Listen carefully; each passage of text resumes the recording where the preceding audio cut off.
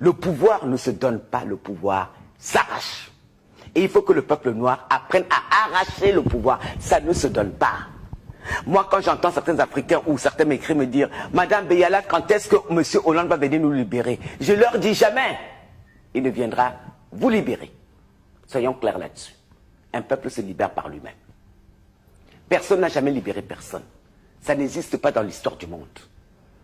Si vous voulez vous libérer, si vous vous sentez opprimé, levez-vous et utilisez tous les moyens de votre possession pour vous libérer. Ayez l'esprit du sacrifice. Au moins les Africains français, nous l'avons.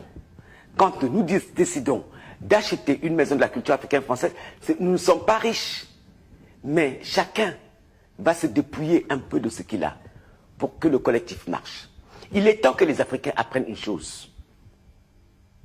Tant qu'ils n'auront pas en esprit que nous sommes dans un tout plus grand que nous-mêmes et que chacun va vouloir ne pas mourir, ne pas donner son argent, ne pas donner son temps, ne pas donner son énergie, on n'ira nulle part. Et ce n'est de la faute de personne d'autre que de la faute de nous-mêmes. Et cette autocritique, il est temps que les Africains, et les Africains français, le fassent. Or, ce n'est pas le cas pour l'instant. Ils sont en attente de quoi? Il ne se passera rien. Mes frères, il ne se passera rien si vous ne faites pas. Parce que moi, si je suis opprimé, je me lève. Quand je crée le collectif Égalité, à l'époque pour réclamer des places pour les Noirs, c'est parce que je sentais j'étais opprimé et que mes frères étaient opprimés. Donc, je me lève. Et je prends des risques. Et des risques, on peut même jusqu'à aller se faire tuer. Il faut accepter le principe sacrificiel. Les nations occidentales se sont créées sur la base de ce sacrifice.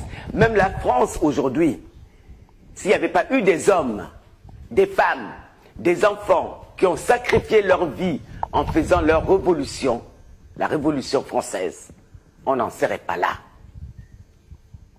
S'il n'y avait pas eu la commune, on n'en serait pas là. Le sacrifice fait partie du processus de la construction des identités des nations. Nous, on ne veut pas le faire. On demande aux autres de le faire. Pendant des années, j'ai vu, on n'avait pas de maison de la culture. Les Africains français ont passé leur temps à aller demander qu'on le leur construise. Mais personne ne va te construire ta maison. Tu dois te la construire ta maison. Ils réclament qu'on aille libérer l'Afrique. Mais personne n'ira libérer l'Afrique. Les Africains libéreront l'Afrique eux-mêmes s'ils le veulent. Pas en parlant, mais en agissant. Parce que ça fait des décennies qu'on les entend parler. Moi, je suis un révolutionnaire. Non, tu l'es. Pose l'acte. Tu n'es pas content du régime. Lève-toi. Déjà, à l'époque, j'ai réécouté récemment Fela Ramson Kuti. Tout ce que j'ai dit, elle le disait déjà. Ça veut dire que c'est un comportement chez nous récurrent. Le refus du sacrifice. Donc on ne bâtira jamais de nation tant qu'on ne l'aura pas. Tout le monde veut arriver à Dieu, mais personne ne veut mourir. Tout le monde va arriver à Dieu, personne ne veut mourir. Et c'est très spécifique à notre culture. Et c'est ça qui est dommage. Et ce n'est pas seulement au niveau du sacrifice physique, mais même de l'argent. On vous dit, on va faire des cotisations pour envoyer telle chose dans tel endroit. Ceux-là même qui sont concernés par l'endroit ont du mal à donner 1 euro. Bon Dieu. Comment voulez-vous avancer? Le peuple Tutsi nous avait donné un exemple en 1994, 95, 96. Ils étaient maltraités, ils avaient subi un génocide. Qu'est-ce qu'ils ont fait?